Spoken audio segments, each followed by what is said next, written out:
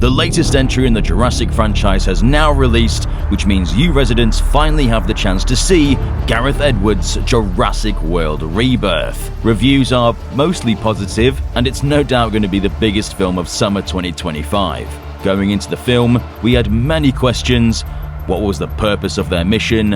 What was InGen hiding in their secret labs hidden on the island? And will Zora and Loomis kiss? But after leaving the film, many of you might still have questions, since some of the reveals are pretty subtle. And where will the series go from here? Well, we're going to explore all that today with Jurassic World Rebirth's ending explained. Of course, for context, how do we get to the ending?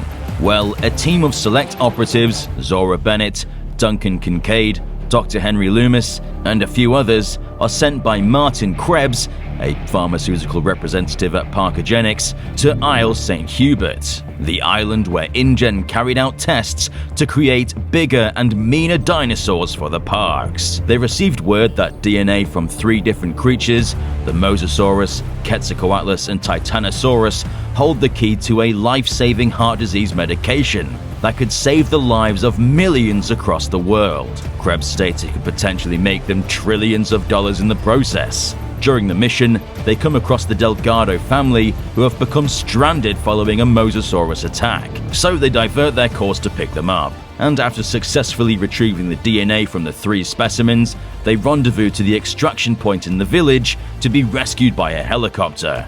However, this is when the sinister part of the island's history is revealed, because the Distortus Rex enters the fray, a horrific mutant twisted through genetic experimentation, part Rex, part sauropod, and whoever knows what else. It lives its life in pain, alone, trying to figure out its place in the ecosystem, and right now, it's seeing humans for the first time in nearly 20 years. It destroys the extraction helicopter, snatching it right out the sky and throwing it to the ground in a giant ball of flames. With Mutadons hunting them and the D-Rex on the loose, their only option is to use the underground tunnel system to make their way to the docks, to use the last remaining raft to escape the island. However, when it's revealed that Martin Krebs allowed Teresa Delgado to fall off the boat, nearly leading to her death, he escapes with the DNA to avoid retaliation, leaving the crew to fend for themselves.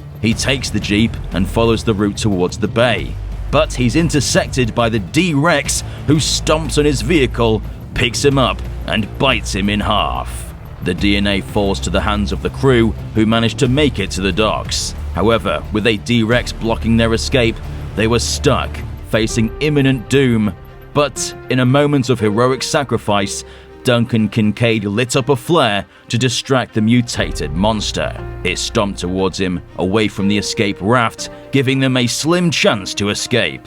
They all board the vessel and just about managed to escape the island. Henry Loomis, Zora Bennett, and the Delgado family, along with Dolores the Aqualops, who Isabella rescued in her backpack. But just as they're leaving, they see a flare shoot into the sky. None other than Duncan managed to survive the encounter by ducking down into the water when the flare was out, sliding past the Distortus in the pitch-black darkness of night. The team return to quickly recover Duncan, and they rush to escape the island, just as the morning sun rises. They sit and ponder over what they've seen, with a newfound appreciation for the lives they have.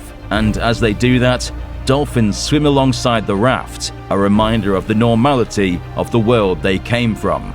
This also serves as a fun callback to earlier, when Isabella stated that she wanted to see dolphins, only to encounter a Mosasaurus, bringing it all full circle, as if she's returning to that world she almost lost.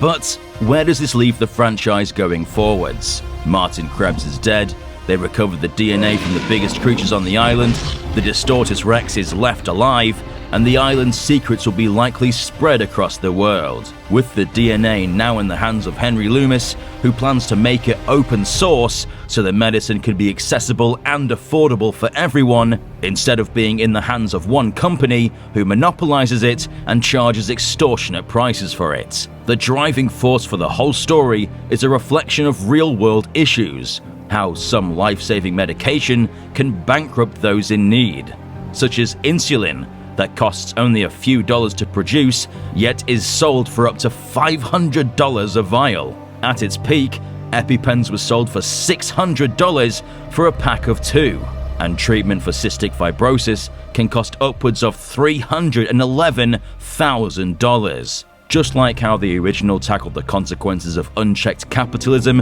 and genetic experimentation, Rebirth aims to bring to light the harmful pharmaceutical companies in the business for profit instead of saving lives. Parkogenics reflects the very worst of these ideas, doing everything they can to make sure they're the only ones with the power to charge extortionate prices to those that need the medication, and they proved they were willing to kill if it meant they made their trillions. He met his fate in the most ironic way, from a creature made by a similar company, InGen, experimenting with animals, trying to manipulate and exploit nature for their own monetary gain. But what does it mean for the DNA to be open source?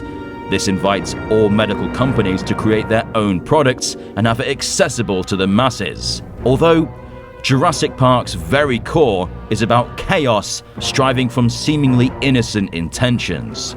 While it sounds like a noble anti-corporate decision at first, in a sequel, it could unleash a whole new set of threats, not just ethically, but globally. The cure hasn't been tested.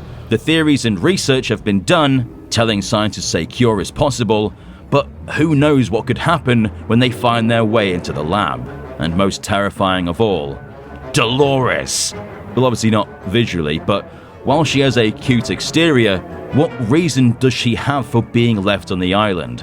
After all, the freaks, mistakes, and the dinosaurs too dangerous for the park were left there. So what could be wrong with Dolores? Well, she could potentially carry a disease known as DX. It could result in the spread of the DX disease, a prion-based illness originally featured in the Lost World novel. Prions are the simplest disease-causing agents known to science, even more basic than viruses.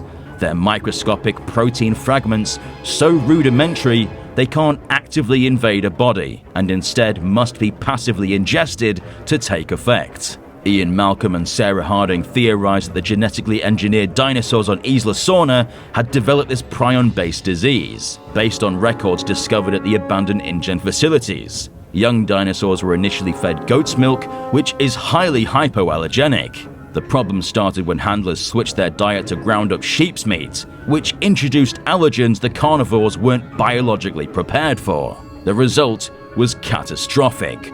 All the raptors eventually became infected. A single bite from an infected predator could pass the disease on to another, triggering a chain reaction that would ultimately contaminate the entire island's dinosaur population. In time, this illness would all but guarantee their re-extinction. Dolores might appear completely healthy, asymptomatic, but that doesn't mean she isn't a carrier.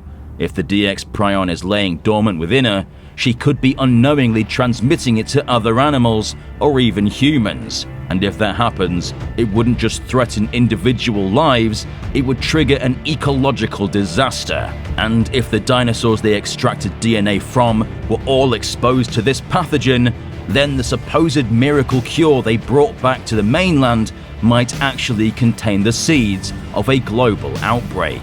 After all, Ruben Delgado said taking Dolores home might be a good idea or potentially disastrous. That line may be foreshadowing a future entry where this one seemingly innocent decision leads to a new extinction event. Remember Alan Grant's famous line, "Some of the worst things imaginable have been done with the best intentions." But what of the D-Rex? It was left alive on the island, so could we see it again? Well, leading up to the film's release, we had theorized that the DX disease would have a significant role in this film, and that the real secret of the island is that InGen created it and the Distortus Rex hold the key to the cure. Perhaps that plot point is being saved not for Rebirth, but for its sequel. While Rebirth was great, it does feel like it's a setup for something bigger, involving a planetary disease where time is running out, and they have to return to the island to come face to face with the Distortus Rex.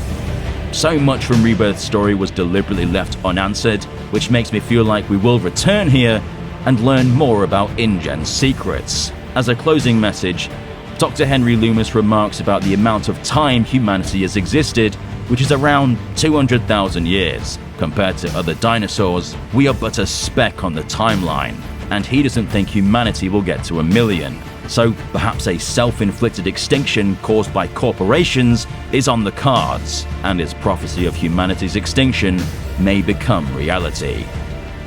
Jurassic World Rebirth presents viewers with tons of new ideas, but leaving the cinema, there are still many unanswered questions that will no doubt be explored in the follow-up. But what did you think of Jurassic World Rebirth? Did you like the D-Rex? And where do you think it could go in the follow-up? Let us know in the comment section down below. Don't forget to subscribe and stomp the notification button to become a resident of Dangerville today. I've been Alistair, and we'll see you residents in the next one.